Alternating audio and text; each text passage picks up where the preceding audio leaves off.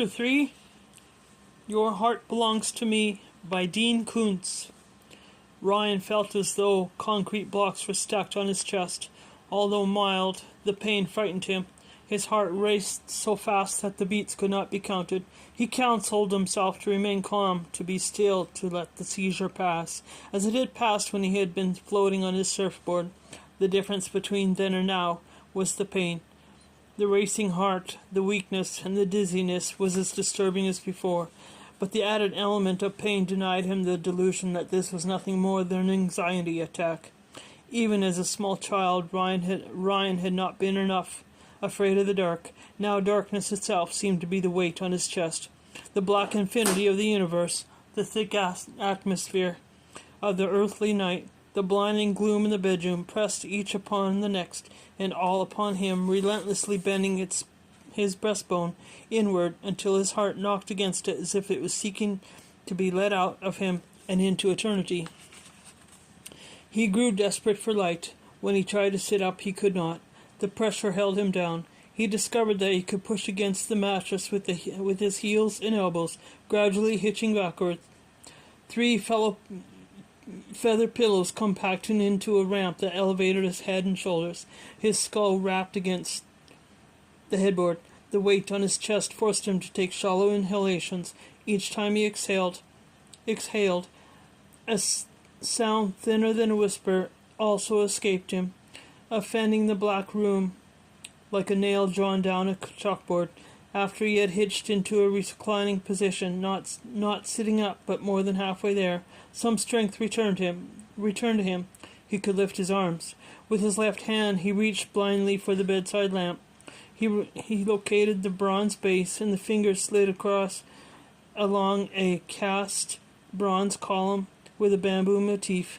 Before he found the switch, the ache in his chest intensified and swiftly spread to his throat, as if the agony was ink and his flesh was an absorbent blotter. The pain seemed to be something that he was swallowed or was regurgitating intact.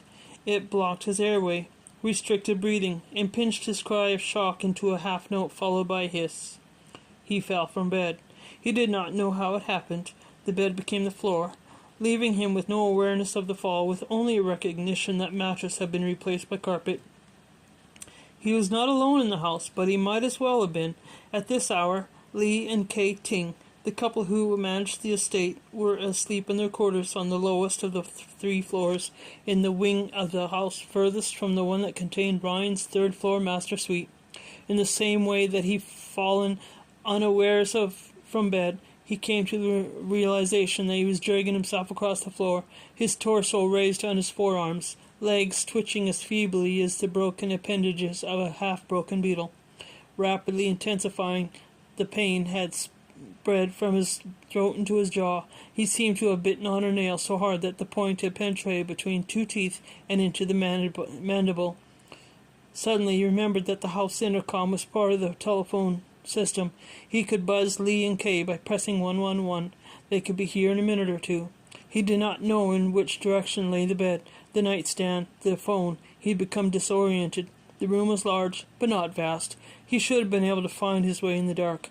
But pain seared, vertigo spun, weakness drained, fear twisted his thoughts until he had no capacity for calculation. Although the fall from bed to floor was only a couple of feet, he seemed to have been cast down from a great height, all grace pulverized on impact and all hope.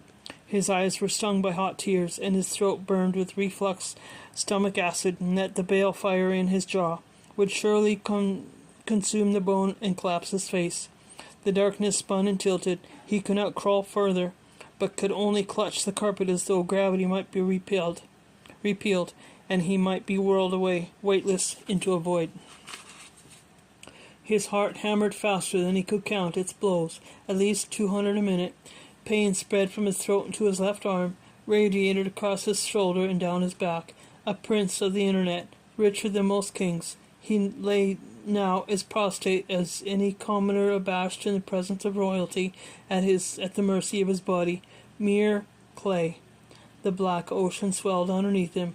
He had nothing to which he could hold, neither a surfboard nor the dorsal fin of a shark. The sea was infinite, and he was insignificant as a tracery of foam on a single wave. A great mass of water shouldered up, and he slid down its back into a trough, and the trough became an abyss, the abyss a vortex that swallowed him.